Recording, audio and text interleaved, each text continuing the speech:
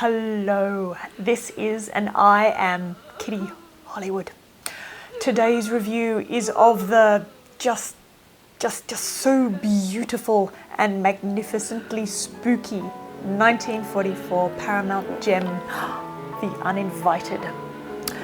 Produced by Charles Brackett, directed by Lewis Allen, music by Victor Young, cinematography by Charles Lang, costumes by Edith Head. It's based on a novel called Uneasy Freehold by Dorothy McArdle, and the screenplay is by Frank Partos and Dodie Smith. This film stars Milland, Ruth Hussey, Cornelia Otis Skinner, Donald Crisp, Alan Napier, and introduces Gail Russell. It's about a brother and sister who, despite external discouragement, put their life savings into buying a beautiful, lonely old house in Cornwall.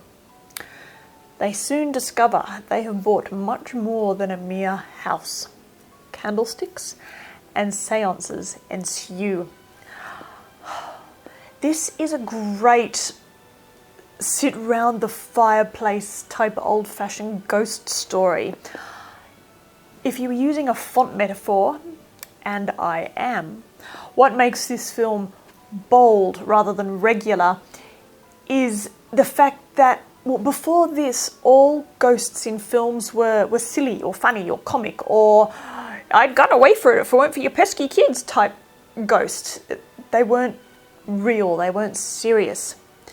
This was the first film to ever take ghosts seriously.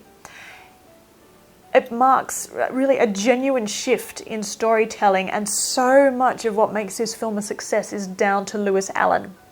He had done plenty of stage directing before this, but it is his filmic directorial debut, and the tone that he brings to this film is so important in making it a success.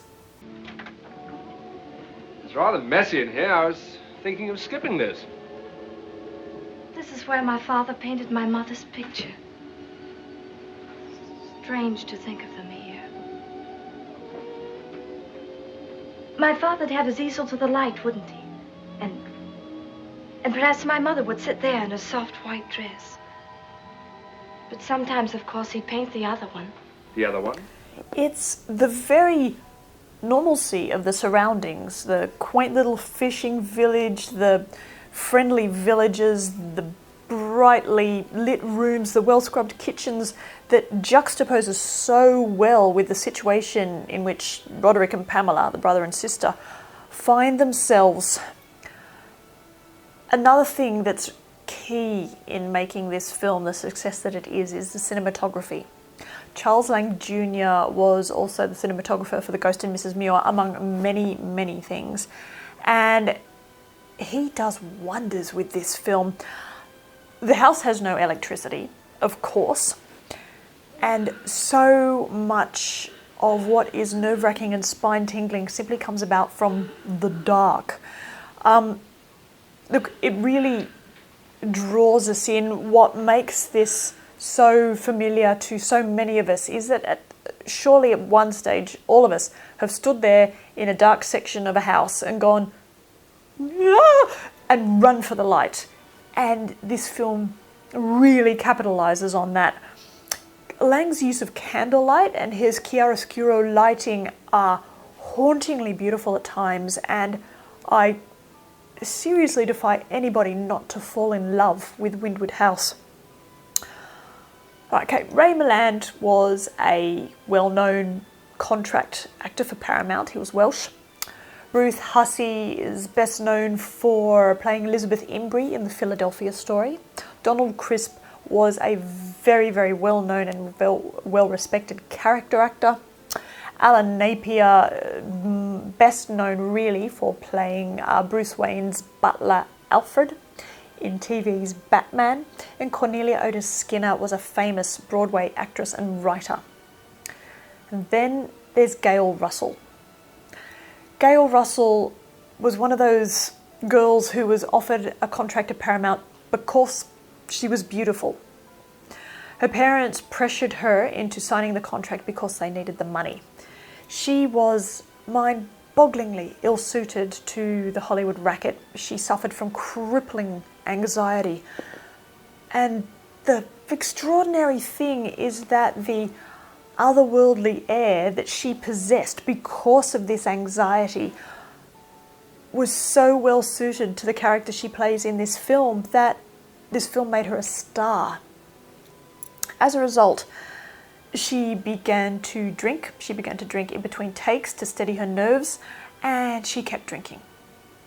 She died at 36 as a result of chronic alcoholism. She was 20 years old when she made this film.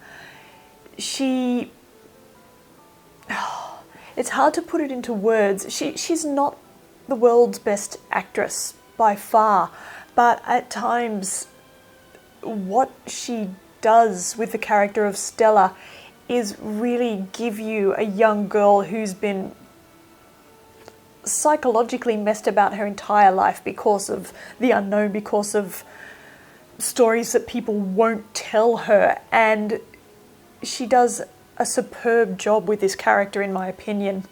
She's almost the most haunting thing about this film, really. What is it? Where are you, Stella?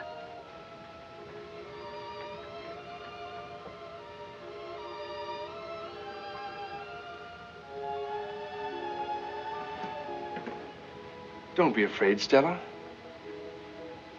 Afraid? Well, we were a little. I wanted to see the dawn with her. Her? Don't you know who it is in your house? It's my mother. You saw her? I didn't see her. But when I woke, she was here in the room. Okay.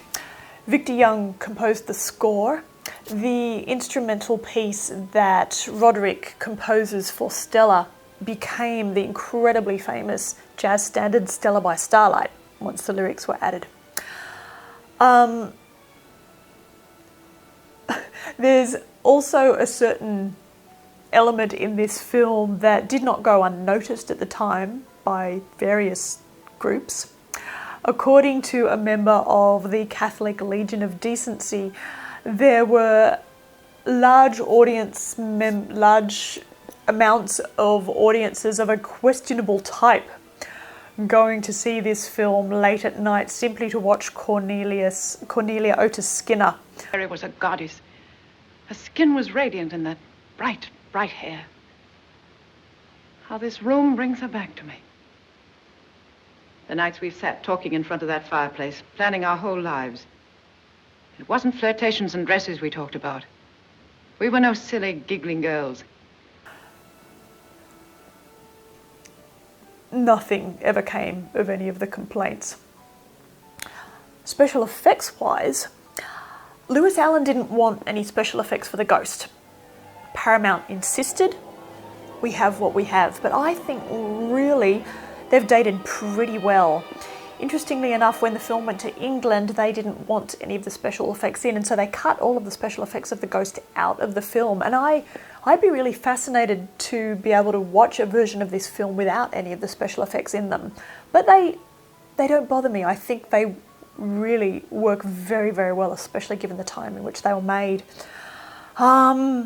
Keep an eye out for the scene when Ray Milland goes postcard shopping. The woman in the shop at the same time as him is Moyna McGill, who was Angela Lansbury's mum.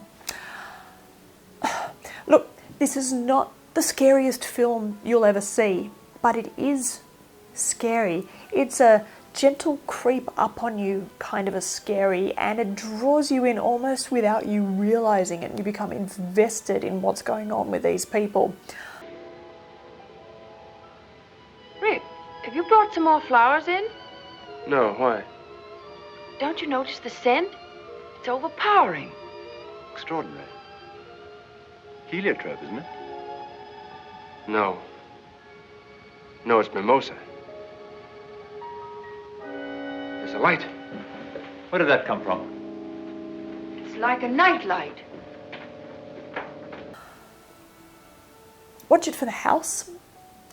Watch it for poor old beautiful Gail Russell. And watch it because it'll give you jumps. You might not think it's going to give you jumps, but there are jumps. The Uninvited, 10 out of 10.